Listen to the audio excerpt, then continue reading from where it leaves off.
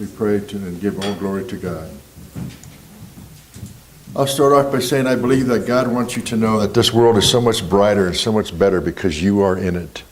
If only you knew all the gifts that you bring to others, you would never feel sad again, but only rejoice in how wonderful God has made you. Now, I'm not saying these things just to make you feel good because they happen to be true. Therefore, it's time to connect to the total truth of who you are right now. So, welcome back to the third of our four-part series, and of course today we're going to be focusing upon the statement, Awake I Am. I started with the Christ I Am, and then last week was Light I Am, and with that information hopefully taken into our hearts, we've come to the point where we can say, I am awake, awake I am. We're going to begin by accepting that this is true. We have to claim it, even if there's sometimes where you feel like it's not. As it is for all of us, we may have doubt within our mind, where we begin to wonder, is that really true? But we have to begin by the proclamation, I am awake. And by stating it, then our energy is focused on that experience. Pardon me. As I've said before, awake and enlightened are two different things. I will be talking more on the state of consciousness of enlightenment next week, but the statement today, awake I am, means that I am in this moment experiencing the fullness of the reality of I am. I'm not caught up in any dream of separation. I see past that dream and I say yes in this moment to truth. Now remember how often I've talked to you about saying the word yes to bring God to you, whatever God shares with you. So right now, we share that truth with God. We share that truth with all, with everyone, with every aspect of the sonship, which is the creations of Source. No matter how it shows up, whether it's through somebody that's asleep or awake, however, it doesn't matter. Because being awake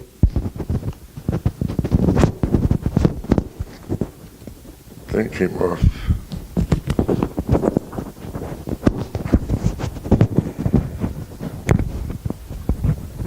Okay, lots of noise there. So I want to begin today with a quick reading from The Art of Spiritual Peacemaking, which is the foundation of a class that I teach here, and it's also the foundation, along with the Course in Miracles, of our whole church and center in our beliefs. So what I'm going to share is actually day one of the year of 365 lessons, and it's an important one because it begins right off the bat by saying this line, will you stay awake with me? And it says, and so now I'm asking you this, just as Spirit itself is asking you, will you stay awake with me? Will you give yourself to this in every moment? So that everything that you have learned, everything you have integrated, everything you have received will continue to flow through you in every experience, in every moment, however you decide to move forward in your ministry. And every one of you has a ministry, whether you believe it or not, that you're partaking in. It could be a ministry of the moment that you see somebody where you're connecting to. It could be a class you're teaching. It could be anything, but you have one. So let me read this lesson quickly, just the beginning, and then move on. It now says, now that you have stepped forward and proclaimed your willingness to transform this world through love, only one question remains. Will you choose to stand beside me in full readiness, full commitment, and perform with me, listen to these words, the role of liberator and the protector of grace? Aren't those wonderful words? I love that line. We are liberating grace, letting it flow through us from this conscious dream of separation that we've been in most of our life, where everything is bound and chained, where nothing is free to express itself as it really is. So it chooses to express itself as it isn't. How often we get into our ego fear and do something that the truth of not who we are. The ego statement, I am not, whatever it is you want to say, I am not healthy, I am not rich, I'm not whatever.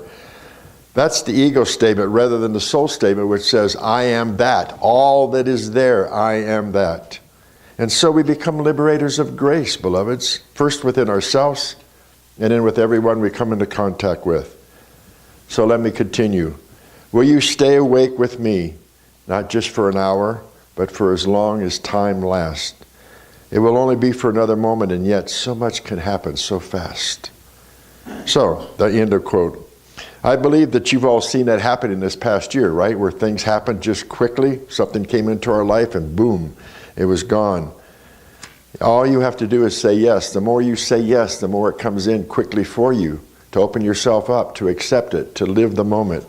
And by working with these tools that I've been giving with you in these talks, or I should say a Spirit gives to you through me, you're allowing this grace to be liberated within you, and then you allow it to flow through you, as you, with everybody around you, to extend from you.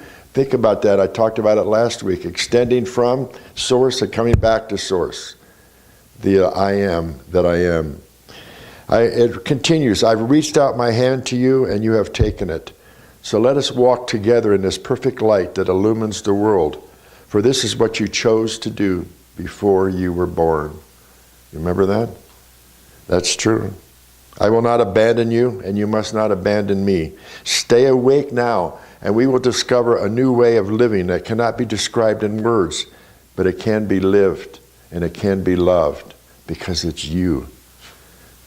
And so that's the question I have. Who is speaking in this statement? When it says, will you stay awake with me? Who is the me that it's referring to? On this line it says, will you choose to stand beside me in full readiness and full commitment and perform with me the role of liberator and protector of grace? So who is me? Of course, the me is you, because everything is about you. Think about that for a moment. Is it possible that you've been reaching back into time and space through the dream that you've been caught up into most of your life to connect with that part of you that is fully awake, fully realized, fully aware right now in this moment? Is it possible? That's what it's saying. Connect to that truth right now and begin and remember and to realize why you are here and why you thought you were here. Is it possible, beloveds? Could it be the Christ that is also known as you is reaching back, reaching forward, reaching out in every direction to share this truth about you? To call you to this truth, to remind you, and that this is the choice that you have made. It's not that you're here to learn something new because you know everything inside. You've just forgotten. So you come here to be reminded of it. All this truth that was in you before you were born into this body, into this light, into this world. And that's the truth. The me of you, the you of me, there's only one. I am. And we are all it right here. It's operating and activated in this moment. And so that's what we're called to do here, beloveds, is to connect to that oneness and share it with one another. To be liberators and protectors of grace means we must be awake. Being awake is something that becomes more consistent. It's not the perfection you're seeking, because why? You're already perfect, because God is perfect within you. The truth within you is only that you are here to remember the truth of who you are and to learn more on the soul level, to be consistent, to keep your eyes open wherever you're at, whatever's going on in your life, to keep your eyes open and see the truth as an awakened being more consistently. And when you do that, it gives you more of what you want. And then you'll start doing it because it feels so satisfying and so beautiful. And once you've felt it inside and you know the truth, then you will notice how different your life has become.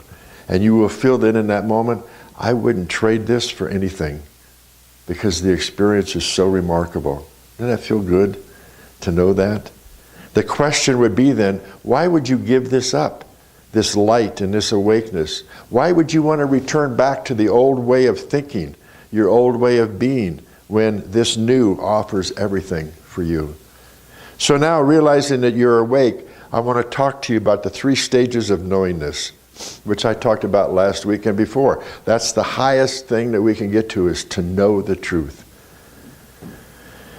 And I'm sure that each of you is going to be able to relate to them because you've had them consistently and completely in your life before. It's just remembering again and touch on each one of them. So our goal is to live them more consistently and to be in the experiences in our life as I'm talking about as possible. So I'm going to read the 3 to you, and then we'll go back and start with number 1 and explain it a little bit more. The first stage of being awake is that you are no longer satisfied with the dream or anything that it offers. Anything that separation offers you, anything that the egos offer you, you're no longer satisfied. Can you feel that now, perchance, as I talk about it? Number 2, you have an overwhelming desire to share what you have received, and in so you become as God within you, being in God's mind, speaking God's words, which only extends, only gives to other people, and then comes back to you. Why would you do anything else but share what you have received? Because it's sharing it with the oneness. It's sharing it with yourself. And number 3, and I love this one, you'll begin to have experiences of spontaneous explosions and expansions of the heart. How does that feel? How many of you have just been walking around doing what you do in ordinary life, and then all of a sudden you feel this explosion of love and energy in your heart, something that just swooshes through you? Anybody experience that? Yeah, that's what we're talking about. And it's so amazing that maybe you just have to stop and smile and just be with it and just feel it in the moment. Well, that's another one of the symptoms of being awake. What would happen what if this could happen all of the time for you? Wouldn't it be beautiful? Well, that's what you're remembering. If you are asleep, let's go back to the first one, that you're no longer satisfied with the dream or anything that it offers. And remember, we're talking about the dream, this dream that we've been caught in our ego, that somehow we are connected to everything outside of ourselves and not the God within us. Staying asleep allows you to compete for riches, money. It allows you to compete for power, for sex. And that word compete is the key word. Because in the ego, you're always in competition when you're asleep to the truth. You're always in competition because you perceive that everything is outside of yourself and separate from you and different from you. And you need to get what you have, what you want, and if somebody else has it, you need to get it from them because you feel a lack within yourself. So if you need riches, you go to the people who have riches. You get it from them. Maybe if you're a salesperson, you learn how to do that by being quick on your feet. You know how to get their money because that's what you need. Or if it's power or sexuality, you know how to make yourself desirable so that you could trick someone of the opposite sex into being into you. It's all competition. It's all going around thinking, woe is me, look at me, I want this, I want that. And the ego does is just keeps you asleep, imagining that there's people out there or things that you have to compete with, which is not true. And then rather than realizing that there's only one, the experience of I am right now, that's where you want to be, awake to that. And there's no need to compete with that, because what is there to compete with? If you're one with everybody, everything is there. Everything you want is already there. Everything you could possibly desire in your life is already within you, not outside of you. So the next part of it is, if you stay asleep, then you don't have to take any responsibility for your projection of your lack onto other people. Wow, imagine that, beloveds. You don't have to take responsibility for the way your thoughts project into time or space. Would that be a good thing? No. You can blame them on everybody else because it's never you. But it's an easy life. It's their fault. It's their fault. The government does this. They did that, etc. And I'm thinking I'm awake, but I'm not, because I'm not connected to the truth. You get to the place where you say, I didn't create any of this. I'm just a victim. It was created by somebody else out there, whether they're good or bad. I don't know. They did it. But then you start to wake up and you realize, oh, there's nobody else but me. There's only the one. And it's my responsibility to create what I choose, not to be in blame or judgment or separation. I get to see that everything I've done is a projection, and now I choose to project grace rather than disharmony. I choose to project love rather than fear. And so then when you start to see that, you take hold of all those projections and you use them to continue the expansion of your consciousness. And finally, staying asleep means that you can hide from your shadow. What's the shadow? The ego fear part. When you're in this place of being asleep, you can hide from all the other stuff. You get caught up into it. You can live in this lovely world of lights and angels and fairies, but you don't have to do the real work on yourself. You don't have to deal with the shadowy beliefs that are hiding there in those little cracks or crevices around you, or those little things like the cockroaches when you open a door and turn on the light and they all run somewhere. Those negative thoughts that we have. They can hide and exert their influence with you without even being aware of it. Meaning we get so caught up in our fear and our ego. It takes charge of us every moment. And sometimes, a lot of times, we're not even aware it's happening. But we have to really wake up to what our ego is doing to us. But being asleep means you don't have to. You can stay in the state that you're in. And so often for those that embark on spiritual paths, that's where they get stuck in their life. They don't realize they have to love the shadows. They have to work with those shadows in order to uproot them and get those old roots out of the way, the old weeds out of the way of the garden of your mind. You don't have to battle with them or battle with anything, but you need to be aware of them. And that is why this is such an important state, because staying asleep means that you deny it and you have to deal with it. Okay? Waking up is knowing that you're no longer satisfied with the dream you've been living in all your life, the longing of your soul.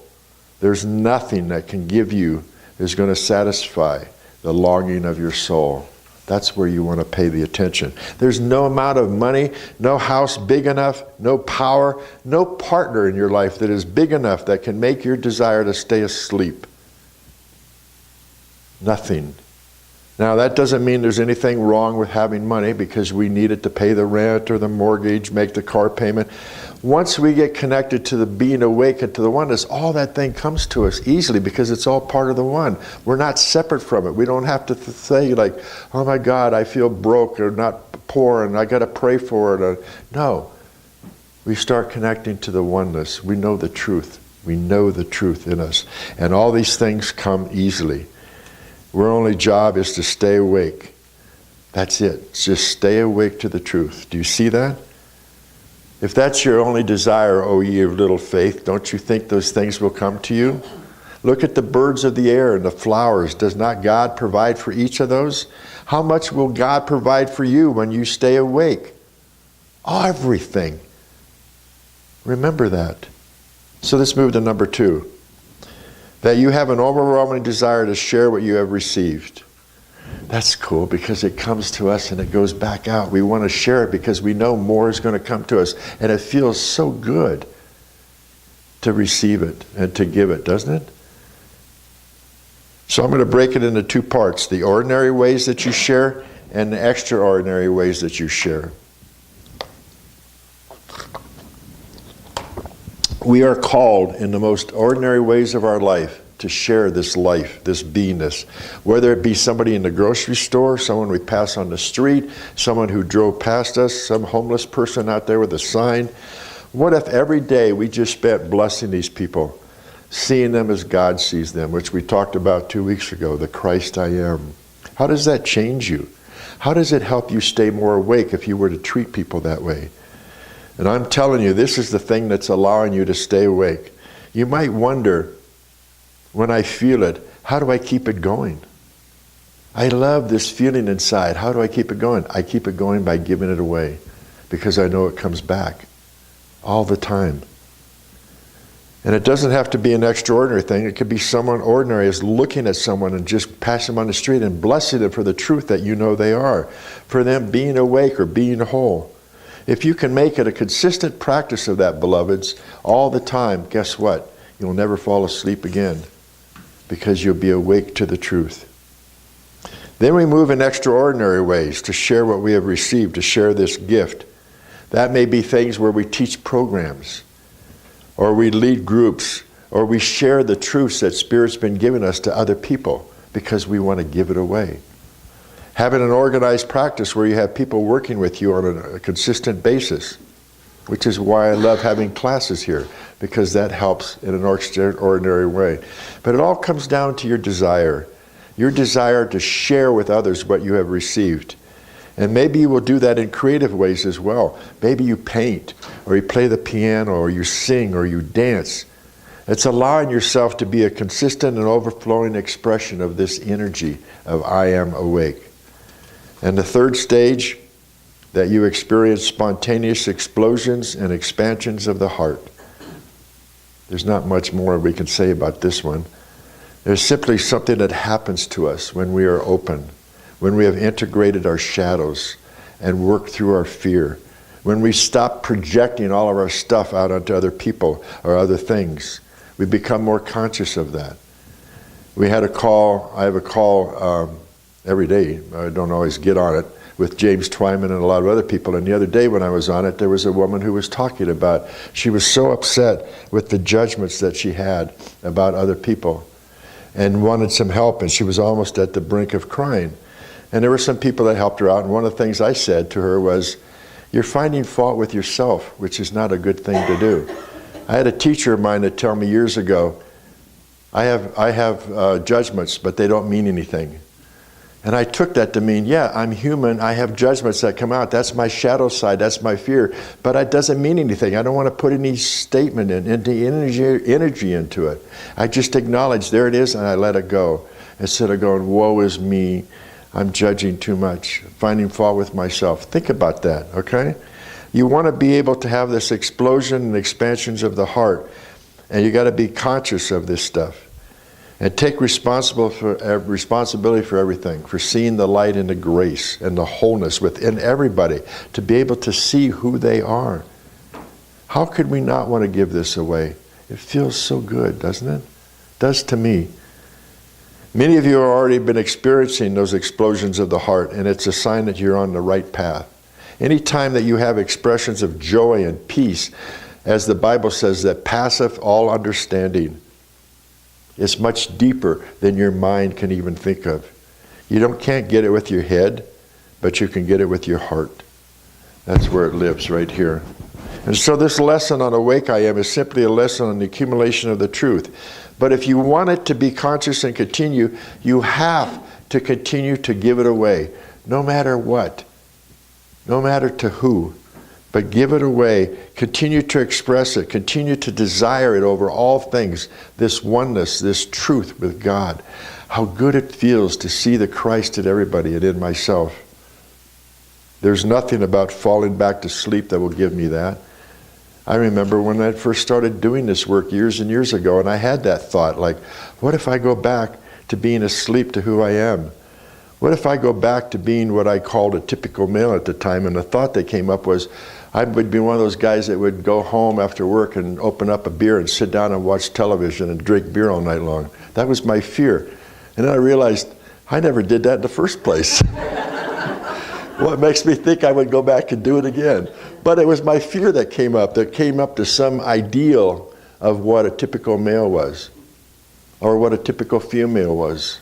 We talked about that as well. But it's yours to express it and to feel it. So we're going to be ending this now with the chant, Awake I Am. And I'm going to be using the line, I am awake I am. And I want you to follow along. And so on the I am is on the in breath. I am. And then awake is on the out breath, and I am on the in breath again. Let's practice it, okay? I am awake I am. Can you feel it? Again. I am awake I am. So this is what we call being awake. We are in this world, but not of this world. And I want you to feel this emotionally, as deep as you can. What does it feel like to have your eyes wide open? Everywhere you walk, every word you speak, every person that you're with, to have your eyes wide open and know that this is really happening. Now, the ego wants you to believe just the opposite. No matter what you do, it wants you to believe in the fear and the separation. But for this moment, I want you to feel the vibration, to allow it to permeate you. I am awake, I am, with the breath. So we'll do it once more, breathing in on the I am, breathing out, breathing in on the I am. And just it's a pause. So in that moment, I am awake, I am. It's like where you can have a pause there and just allow it to sink deeper inside of yourself. It's a choice that you're making, beloveds, in this moment right now. There's nothing left to read, any more books. There's nothing left to do. Just in this doggone moment right now, I am awake. I claim it, and I feel it. So, maybe close your eyes and let's say the statement 3 times. I am awake, I am. I am awake, I am. I am awake, I am. How does it feel? So I say, awake I am, awake I am. Awake I am. And so it is. Namaste.